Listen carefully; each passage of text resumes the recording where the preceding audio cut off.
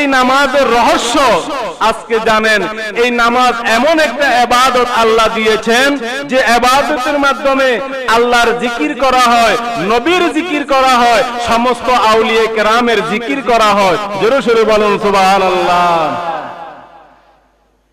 এই জন্য নামাজ এত বড় দামি। নামাজের মধ্যে যেরকম আল্লাহর স্মরণ আছে, আমার নবীরও স্মরণ আছে, আউলিয়া কেরামেরও স্মরণ আছে। এই জন্য আল্লাহ বলেন আমার সৃষ্টি জগৎ আমি বান্দা সৃষ্টি করলাম।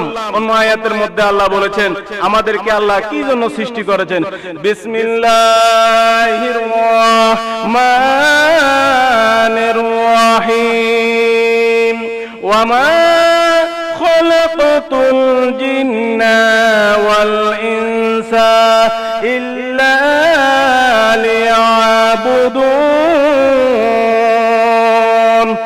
আল্লাহ রাব্বুল আলামিন বলেন জিন জাতি ইনসান জাতি এই দুইটা শ্রেণী সৃষ্টি করার আমি আল্লাহর একটা উদ্দেশ্য, মানব সৃষ্টি করলাম একটা উদ্দেশ্য, সাথে জিন সৃষ্টি করলাম আর একটা উদ্দেশ্য।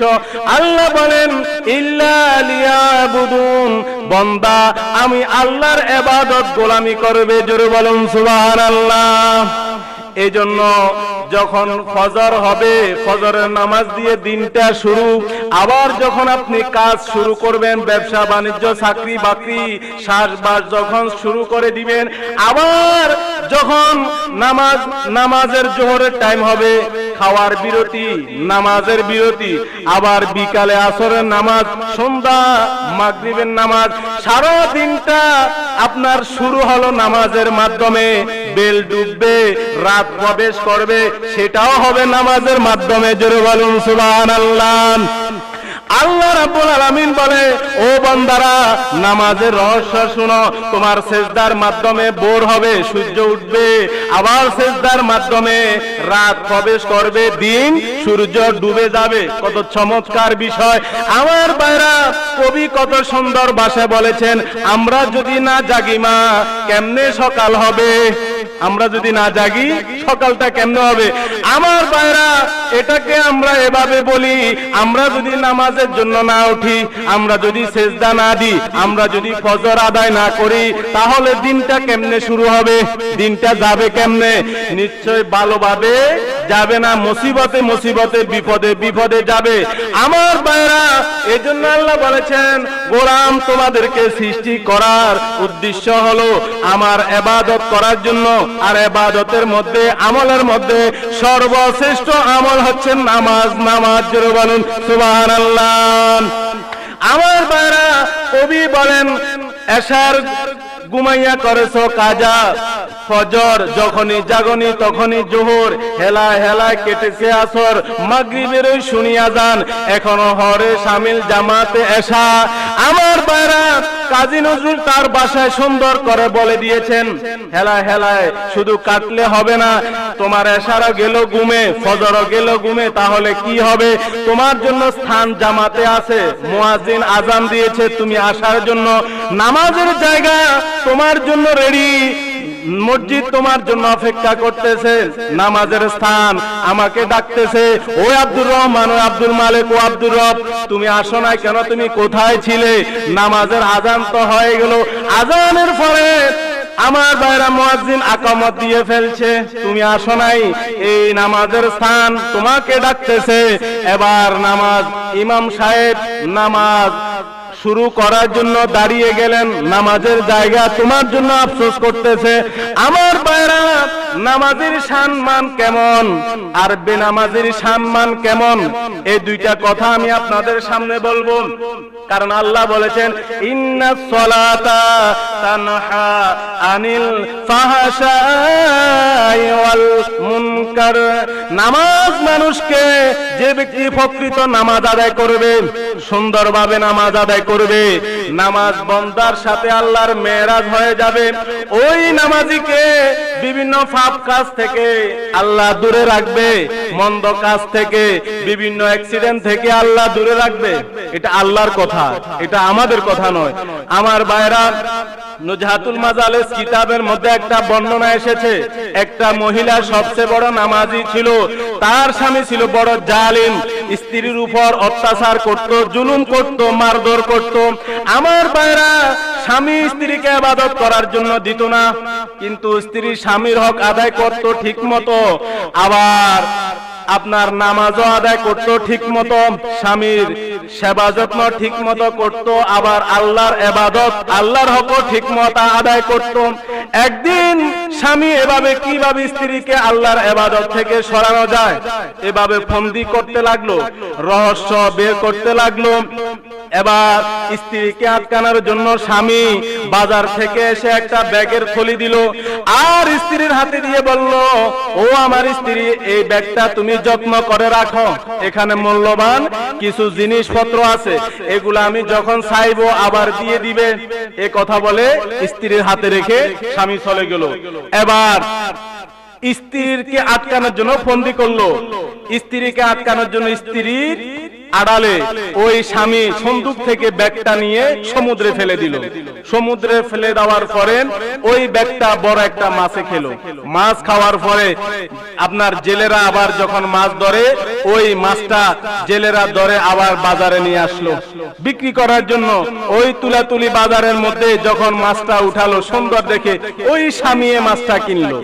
স্বামী কেনার পরে মাছটা চয়েস করে যখন স্ত্রীর কাছে দিল, যাও এটা ভালো করে রান্না করো, আজকে দুপুরে আমরা মজা করে খাবো।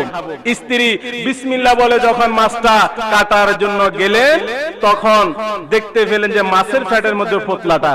আশ্চর্য হয়ে গেল, এটা তো আমার স্বামীর, আমার স্বামীর আমানত, আমাকে রক্ষা করার জন্য দিয়েছেন, এই ব্যাগটা মাছের ফ্যাটে কেন গেল? যাই হোক, আল্লাহর লীলা খেলা, এটা নামাজের রহস্য। নামাজি বন্দিনীদের আল্লাহর থেকে এটা আপনার রহমত।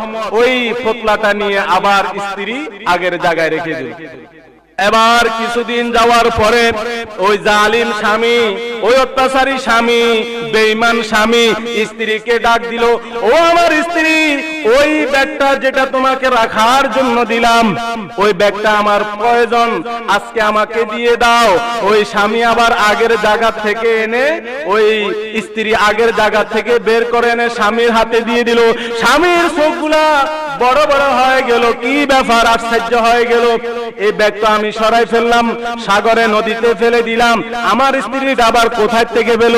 এখানেও সে মনে হয় বাটফারি করতেছে, কারণ জালিমের শয়তানের মনে সব সময় শয়তানি থাকে। এবার সে আরো বেশি গরম হয়ে গেল। আমার ভাইরা, এবার স্ত্রীর উপর আরো অত্যাচার বেড়ে গেল। ব্যাগটা দেখে স্বামী সহ্য রাগে গোসায় গরম হয়ে গেল। এবার স্ত্রীকে বলে, আজকে তোমাকে আর সাধারণ সাজা দিব না, আজকে বড় একটা সাজা দিব। এবার উত্তপ্ত আপনার আগুনের মধ্যে ওই স্ত্রীকে স্বামী ফেলে দিল। ফেলে দেওয়ার পরে ওই স্ত্রী আল্লাহর কাছে দুই হাত তুলে বলল, ইয়া রাব্বুল আলামিন, আল্লাহু আকবার বলে একটা ডাক দিল, ওগো আল্লাহ, আজকে বড় আমি অসহায় হয়ে গেলাম, তুমি আল্লাহ ছাড়া ইয়াকা নাবুদু ওয়া ইয়াকা নাস্তাইন, আল্লাহ তোমার ইবাদত করতাম, তোমার নামাজ পড়তাম, যার কারণে স্বামীর কাছে আমি আসামি হয়ে থাকতাম, স্বামী বড় অত্যাচার আমার কাছে করত। ও আল্লাহ, তোমার নামাজে পড়ার কারণে ওয়া ইয়াকা নাস্তাইন, তোমার কাছে সাহায্য চাই, আল্লাহ তুমি ছাড়া আর কোনো উপায় নাই। আরো জোরে বলুন না সুবহানাল্লাহ। আল্লাহ রাব্বুল আলামিন আগুনকে নির্দেশ দিলেন, হে আগুন, সালামুন, শান্তি শান্তি, রহমত হয়ে যাও। আমার এই বান্দিনীকে জ্বালানোর জন্য, একটা পশম জ্বালানোর জন্য তুমি আগুনকে আমি নিষেধ করলাম। আমার ভাইরা, ওই মেয়েরা মুক্তি হয়ে গেল, নাজাত হয়ে গেল। কিসের কারণে? নামাজের কারণে। কারণ নামাজ এমন একটা ইবাদত যেখানে আল্লাহর স্মরণ, নবীর স্মরণ, আউলিয়া কেরামের স্মরণ হয়। এই জন্য আল্লাহ দৈনিক 5 বার ওই নামাজ বান্দার উপর ফরজ করেছেন। জোরে বলুন সুবহানাল্লাহ। যাবে কোথায় বেঈমানেরা? যাবে কোথায়? এই নামাজের রহস্য হলো এটা, নামাজ পড়তে হবে। আপনি এই জুমা আদায় করলেন আগামী জুমা পর্যন্ত, আবার যখন আপনি মসজিদে আসবেন এই মাঝখানে আপনার যত গুনাহ হবে সব গুনাহ জুমার উসিলায়, আগের জুমা পরের জুমার উসিলায় আল্লাহ আপনার মাঝখানে এক সপ্তাহ যত গুনাহ হবে সব গুনাহ মাফ করে দিবে। তবে শর্ত হলো কবিরা গুনাহ করা যাবে না। আবার 5 ওয়াক্ত নামাজ, ফজর নামাজ আদায় করেছেন, যোহর নামাজে শামিল হয়েছেন, ওই ফজর এবং যোহরের মাঝখানে আপনার অজান্তে যদি কোনো গুনাহ হয়ে যায় কবিরা গুনাহ ছাড়া, তাহলে এই মাঝখানে যত গুনাহ আল্লাহ সব মাফ করে দিবে নামাজের কারণে। তাহলে বান্দাকে আল্লাহ এইভাবে সেভ করবে। আল্লাহ বলেছেন বান্দা সত্যিকার নামাজ আদায় করলে, আমি আল্লাহকে ইয়াদ করে স্মরণ করে ভয় করে, তাহলে এই নামাজ তোমাকে জান্নাতে নিবে। এই নামাজ বিপদ আপদ থেকে তোমাকে রক্ষা করবে। এই নামাজ তোমাকে ফেরেশানিতে ফেলবে না। এই নামাজ তোমাকে বলা মুসিবতে ফেলবে না। এই নামাজ তোমাকে অ্যাক্সিডেন্ট থেকে রক্ষা করবে। ঠিক না বেটি আমার ভাইরা? এজন্য প্রশান্তি করে যে নামাজ আদায় করার পরে তার মনে দিলের মধ্যে প্রশান্তি আসে, শান্তি আসে, মনে করবেন তার নামাজ কবুল হচ্ছে।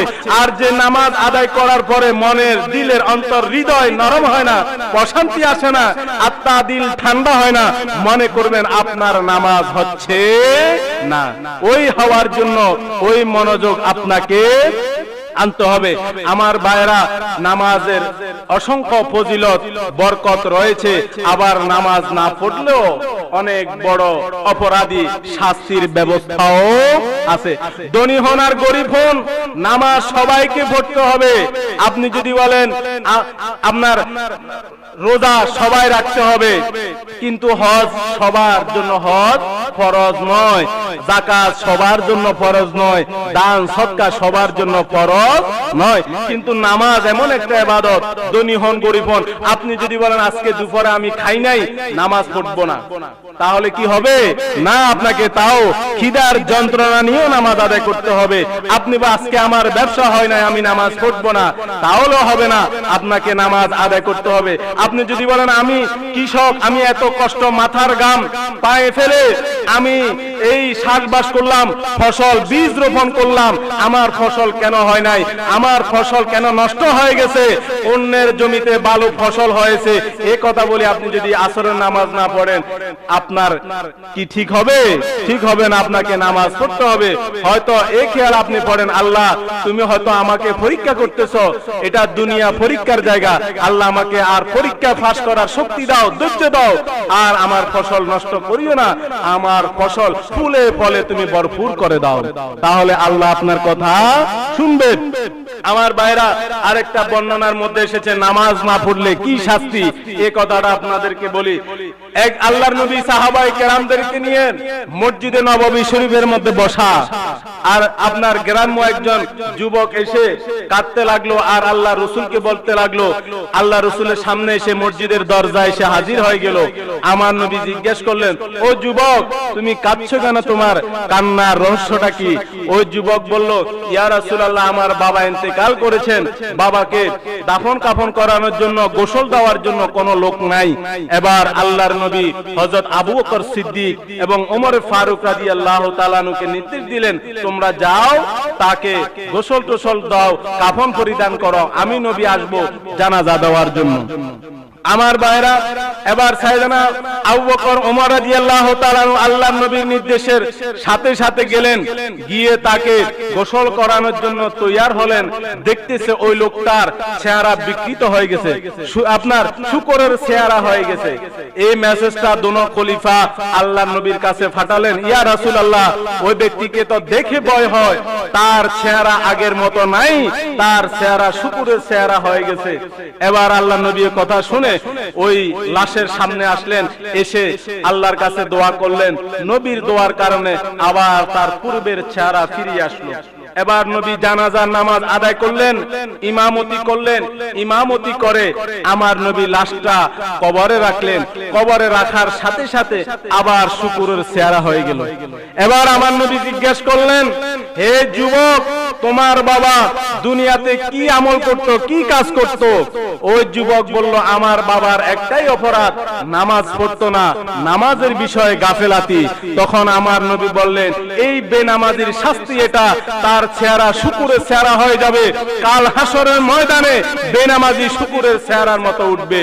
জোরে বলুন না নাউজুবিল্লাহ। আমার নবী উম্মতদেরকে, সাহাবায়ে কেরামদেরকে নির্দেশ দিলেন, ও আমার যুবকেরা, ও আমার সাহাবীরা, ও আমার উম্মতেরা, তোমরা নামাজ কাজা করিও না, নামাজ নষ্ট করিও না, তোমাদের ঘরগুলাকে নামাজে পরিণত করো। তোমাদের মায়েরা তাদের মেয়েকে নিয়ে নামাজ আদায় করবে, বাবারা তাদের ছেলেদেরকে নিয়ে, নাতিদেরকে নিয়ে নামাজ আদায় করবে। সম্ভব হলে মসজিদে আসবে, তবে যেন ঘরগুলা খালি না হয়, সুন্নত ঘরে পড়বে, ফজর জামাতে পড়বে। আমার নবী এইভাবে নির্দেশ দিলেন, কিন্তু ঘর যেন খালি না হয়, মসজিদে যেন খালি না হয়। সব ইবাদত যদি আপনি মসজিদে করেন, তো ঘরে আপনি কি ইবাদত করবেন? ঘরের রহমত দরকার আছে না? আমার নবী বলেন, ঘরে যদি স্ত্রী না থাকতো, শিশু যদি না থাকতো, যে ঘরে নামাজ হয় না, আমি ওই ঘর জ্বালিয়ে দেওয়ার জন্য হুকুম দিতাম। কত বড় কথা আমার নবী বলেছেন। আমার ভাইরা, এই জন্য নামাজের বিষয় আপনাদেরকে গাফেল হলে চলবে না, নামাজের বিষয়ে আমাদেরকে তাগিদ হতে হবে। আমরা আমাদের প্রয়োজনে যতগুলো অসম্ভব কাজ সম্ভব করে নি, অসাধ্য কাজকে সাধ্য করে নি, নামাজকেও আমাদেরকে অসম্ভব মনে করলে হবে না, আমাদের সাধ্যের ভিতরেই আনতে হবে।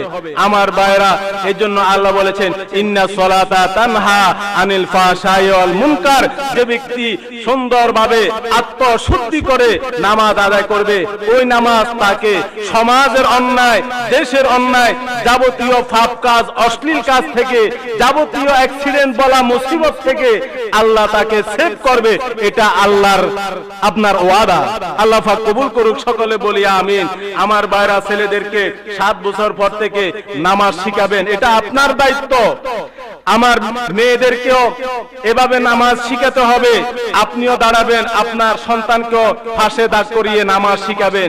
যেভাবে সে পারে 2 রাকাত 1 রাকাত করে করে সে পড়ুক। অন্তত দেখবেন বাচ্চারা আপনার সাথে রুকু সেজদা করে, কত মজা লাগে, সুন্দর লাগে। মনে যা ছোট্ট 2টা হাত আল্লাহর কাছে তুলে, আল্লাহ বলে, তোমার তো গুনাহ নাই, তুমি তো মাসুম, তুমি হাত তুলেছো, আমি আল্লাহ দেখছি। তোমার এই হাত তোলাটা তোমার বাপের কারণে, তোমার মায়ের কারণে, তাদের হকের মধ্যে দোয়া কবুল করে আমি আদায় করে দিব। জোরে বলুন না সুবহানাল্লাহ। ওই শিশুর দোয়া আপনার হকের মধ্যে, আপনার আমলের মধ্যে কবুল হবে। তাহলে আপনার বেনিফিট, আপনার অতিরিক্ত বোনাস পাওয়ার দরকার আছে না? এই জন্য ছেলেদেরকে, মেয়েদেরকে, মাদেরকেও বলবেন নামাজ পড়ার জন্য, মেয়েদেরকে নামাজ শিখানোর জন্য। আপনার বাবারাও ছেলেদের দায়িত্ব নেবেন, ছেলেদেরকে নামাজ শিখাবেন, নামাজে নিয়ে আসবেন, সাথে দাঁড় করাবেন। যেভাবে হোক, ছেলে নাতি কথা না শুনলো, সিট দিয়ে, চকলেট দিয়ে, তারপরে হলো দাঁড় করাবেন। এটা আপনার জিম্মাদারি। না হলে আপনাকেও কাল হাসরের ময়দানে যখন উঠবেন, প্রথম নামাজের হিসাব হবে, কবরে হবে ইমানের প্রশ্ন, আর হাসরের মধ্যে হবে আমলের প্রশ্ন। আমলের প্রশ্ন প্রথম হবে নামাজ পড়েছে কিনা। সে বলবো নামাজ কি, এবারে বলবো নামাজ পড়া, তাহলে জাহান্নামে যাও। বলে, আমি একা কেন জাহান্নামে যাব? আমার বাবা কখনো বলে নাই মসজিদে আসার জন্য, কখনো বলে নাই মুক্তবে যাওয়ার জন্য, কখনো বলে নাই জোহর নামাজ পড়ছো কিনা, আমার থেকে কফিয়ত নেন, আমাকে শিখানো, সাথে আমার বাবাকেও দেন, আমরা একসাথে যাই। আপনার কোন উপায় আছে?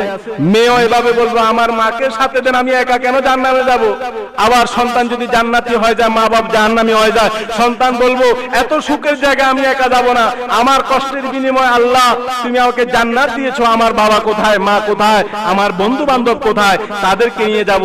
তাহলে একজনের উসিলা 10 জন হয়ে যাবে। আল্লাহ পাক আমাদেরকে কবুল করুক, সকলে বলি।